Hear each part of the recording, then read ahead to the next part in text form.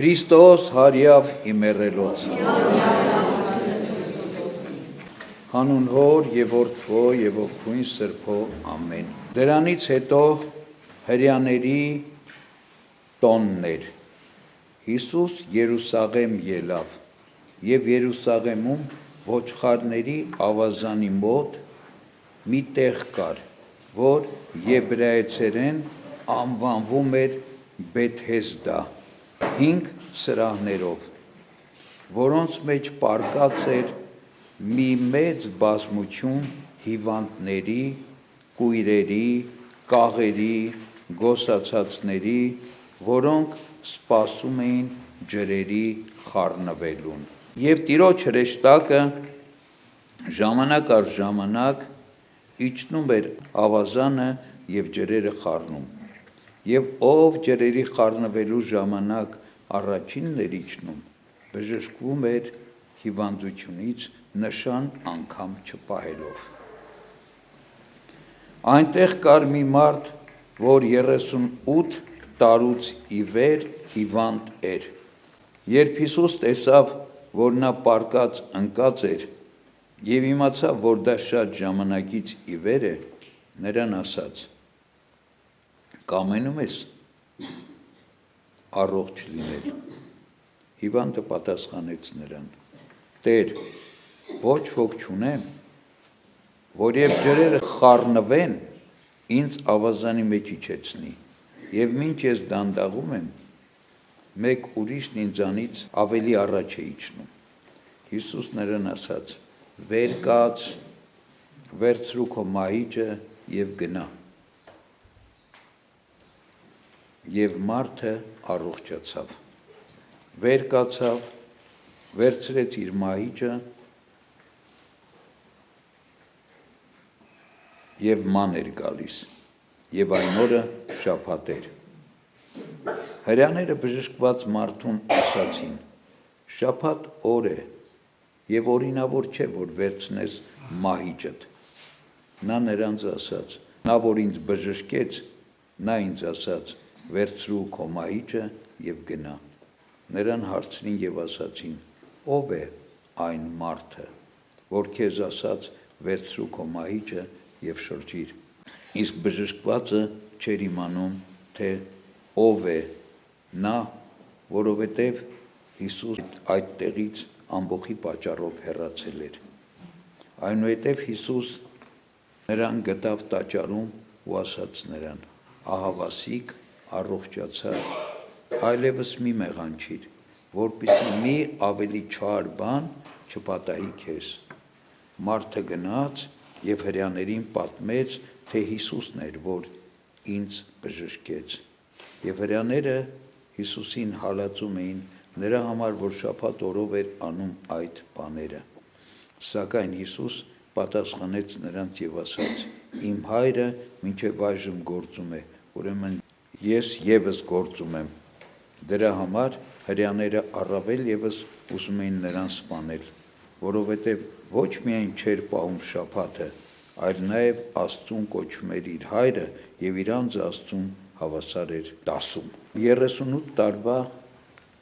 անդամալույծի բժշկության դրվագն է, որ Բեթհեսդայի ավազանի մոտ էր գտնվում։ Հայտնի դրվագ է։ Այս դրվագի մասին մի քիչ խորհենք։ Ասում է բազմաթիվ հիվանդներ, անդամալույծներ, գոսացածներ, տեսակ ախտերով տառապող մարդիկ լցված էին այդ ավազանի շրջակայքը, շուրջը եւ սպասում էին, թե երբ պիտի ջրերը խառնվեն, այսինքն ալեկոծվեն, որպեսզի ով շուտ մտներ ջուրը բժշկվեր։ Եվ ասում է ժամանակ առ ժամանակ Տիրոջ հրեշտակը իջնում էր երկնքից եւ ջուրը ալեկոծում էր։ Եվ ով հասցնում էր առաջինը մտնել, նա բժշկվում էր։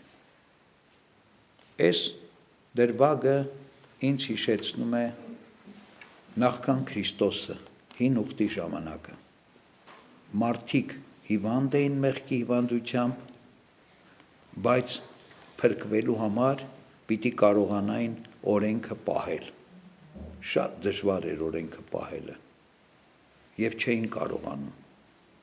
Շատ քչերը միայն այն էլ ինչ որ մեկի օգնությամբ պիտի անեին այդ ամեն ինչը։ Եվ երբ Հիսուս եկավ տեսավ այդ ամեն ինչը եւ տեսավ այդ հիվանդ մարդուն, որ 38 տարուց ի վեր այդտեղ ընկած էր,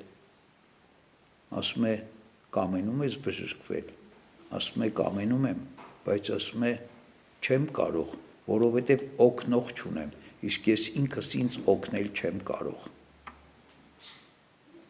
Նախքան Քրիստոսի գալը մարդը այդ վիճակի մեջ էր, հիվանդ էր մեղքով, մեղավոր էր, բայց ինքը իրեն օգնել չէր կարողանում, օգնող էր պետք, որպեսզի ինքը բժշկվեր իր հիվանդությունից։ Եվ Աստված այդ օգնությունը ուղարկեց։ Ինքը մեր Տեր Հիսուս Քրիստոս, մեր Աստված, երկնքից իջավ երկիր, որպեսզի հիվանդ մարդուն, որպեսզի մեղքերի մեջ գտնվող մարդուն օգնության հասնի։ Եվ ինչպես առանց ճիգ ու ջանքի, ուղղակի ասեց, պետք չի քեզ ջուրը մտնել, պետք չի չարչարվել, պետք չի սպասել ջրերի հուզվելուն, ես ուղղակի քեզ բժշկում եմ, վեր կաց, մահիճդ վերցրու եւ քայլի։ Եվ ասում է, այս անդամալույցը մի անգամից աստվածային շնորհով, աստվածային հրաշքով բժշկվեց։ Այսինքն մեր բժշկումը, մեր փրկությունը, մեր մեղքերի թողությունը, մեր ճիգերի արդյունքում չի տալիս մեզ Աստված, այլ իր ողորմությամբ եւ իր շնորհով։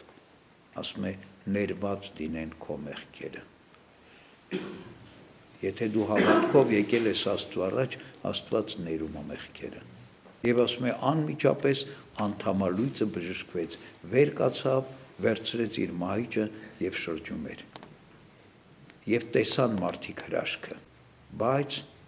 ոմանք չէին ուզում հրաշքը տեսնել, ուրիշ բան էին տեսնում։ Ասում էին, ինչու ես օրենքը խախտում։ Շաբաթ օր է, շաբաթ օր իրավունք չկա մահճակալը շալակել եւ քայլել, գործ անել։ Եվ անդամալույցն ասում է, նա, որ ինձ բժշկեց, նա ինձ ասեց, վերցրու մահիճդ եւ քայլիր։ Դրանից հետո էլ չեն ասում, ով քեզ բժշկեց, ով էր քեզ բժշկողը, այդ ինչպես քեզ բժշկեց, այլ ուրիշ բան, իրենք կենտրոնացել են իրենց մտքի վրա, ասում է, ով էր, որ քեզ ասեց մահիճդ վերցրու եւ քայլիր։ Եվ անդամալույցը չգիտեր։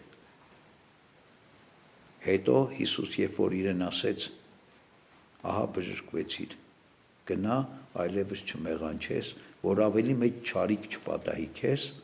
ասում է անդամալույցն իմացավ, որ Հիսուսն է եւ գնաց Հիսուսի թշնամիներին, հակառակորդներին ասաց, որ Հիսուսն էր, որ ինձ բժշկեց, Հիսուսն էր, որ ասաց մահիճդ վերցրու եւ քայլիր։ Այս է պատմությունը։ Եվ այստեղ մի հանգամանք կա, որը այսօր իմ ուշադրությունը շատ գրավում է։ Հիսուսի խոսքերը։ Հիսուսն որ ասեց, գնա այլևս մի մեղանչիր, որպեսզի ավելի մեծ չարիք չպատահի քեզ։ Մեզ բոլորիս Աստված բժշկեց մի օր, երբ որ մենք մկրտության ավազանով սրբվեցինք, մաքրվեցինք մեր մեղքերից, ողորմություն գտանք, մեզ ընկած հիվանդ վիճակից ոտքի կանգնեցրեց, ասեց վերցրու բժշկված մարմինդ, մեղքերից մաքրված ու սրբված մարմինդ եւ գնա, բայց նաեւ զգուշացնում է, գնա եւ այլևս մի մեղանչիր։ Մենք ուրախացանք, որ սրբվեցինք, մենք ուրախացանք, որ մաքրվեցինք, բայց մենք այլևս չենք մեղանչում։ Ասեց, մի մեղանչիր, որ ավելի մեծ չարիք չպատահի քեզ։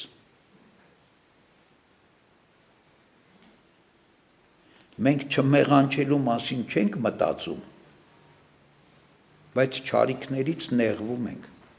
Մենք չենք մտածում մեղք չգործելու մասին, բայց մտածում ենք, ասում ենք, Աստված ինչի մեզ չի լսում, Աստված ինչի է մեզ լքել, Աստված ինչի է մեզ թողել։ Բա մենք այսքան խնդրում ենք, աղաչում ենք, Բայց Աստված մի բան ասեց մեզ, ասեց գնա այլևս մի մեղանչիր։ Եվ Պետրոս առաքյալ այսօրվա թղթում ինչ ասում։ Ասում Աստծո դատաստանը պիտի Աստծո տնից սկսի։ Մեզանից պիտի սկսի Աստծո դատաստանը։ Եվ եթե ասում է արդարները հազիվ են փրկվելու Աստծո դատաստանի ժամանակ, բա մեղավորներս ինչ պիտի լինենք։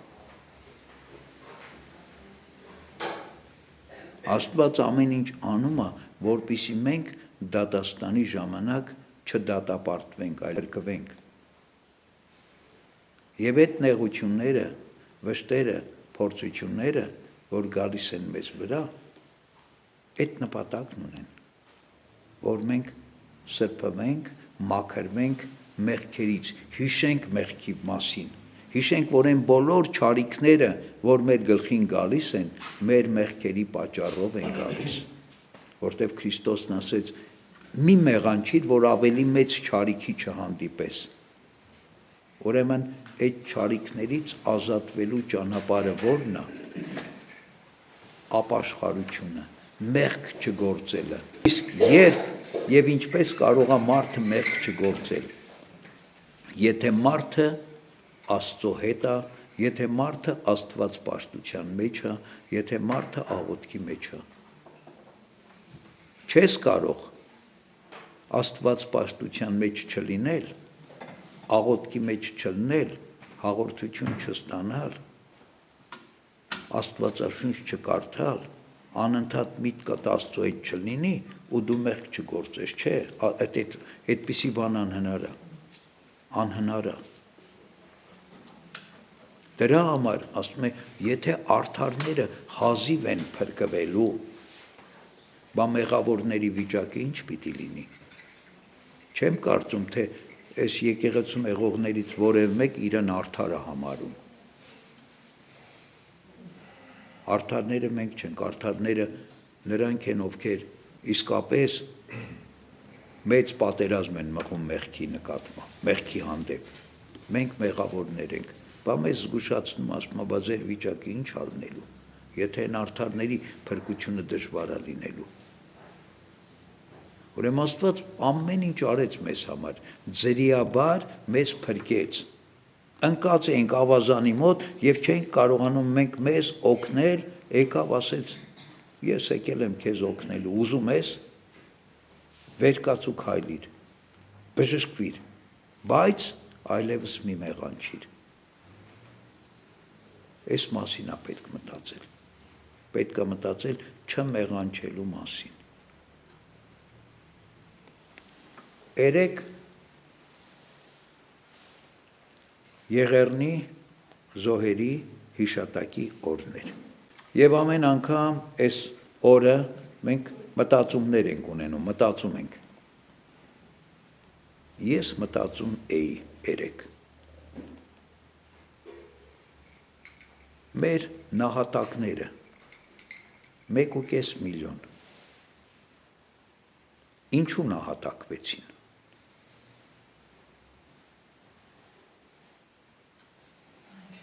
Կարող էին չնահատակվել, կարող էին խուսափել նահատակությունից։ Կար ճանապարհ խուսափելու նահատակությունից։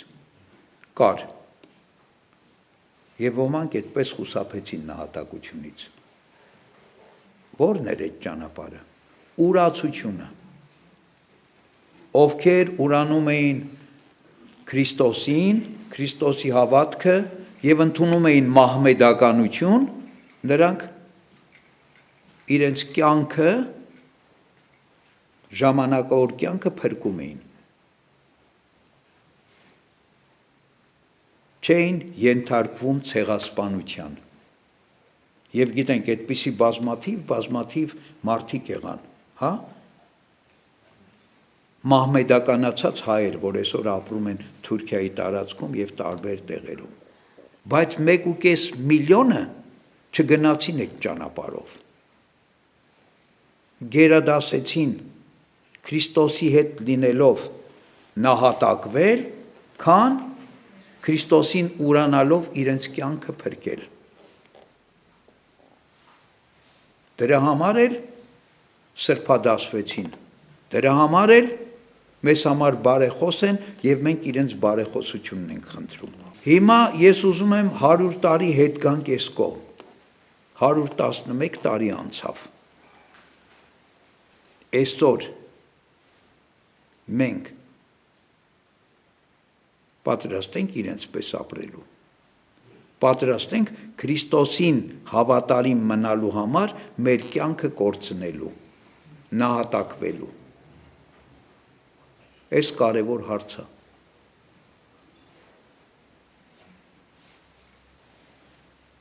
Քրիստոսն ասեց.